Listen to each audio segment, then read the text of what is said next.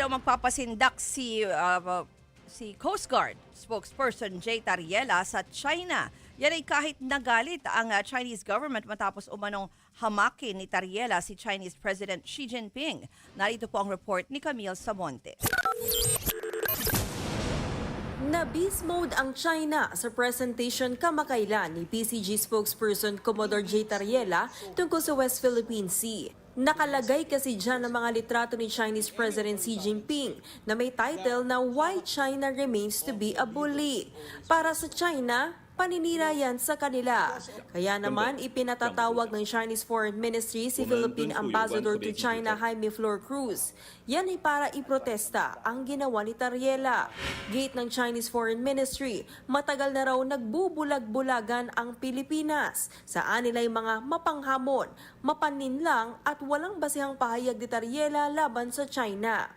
Bago ang pagpapatawag kay Ambassador Flor Cruz, una na rin naghain ng diplomatic protest ang Chinese Embassy sa Maynila laban kay Tariela.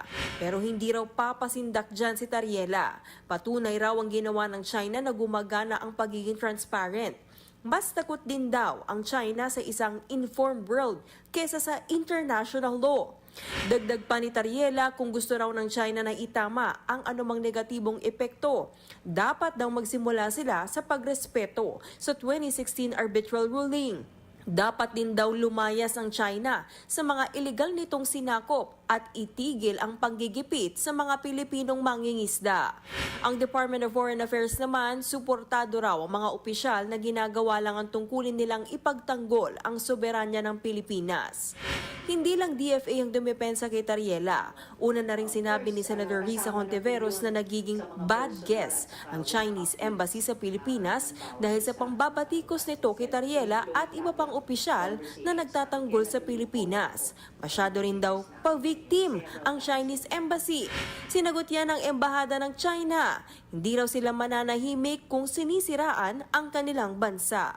Nagbabalita mula sa Frontline, Camille Samonte, News 5. Mga kapatid, ako po si Ruth Cabal. Dito tayo sa totoo, dito tayo sa True FM. Mag-follow at mag-subscribe din po kayo sa aming social media accounts at True Network PH. Diyan po yan sa aming X na dating Twitter, sa FB, sa Instagram, sa YouTube, sa TikTok at sa mga podcast. At syempre, tutok din po kayo sa Signal True TV Channel 19.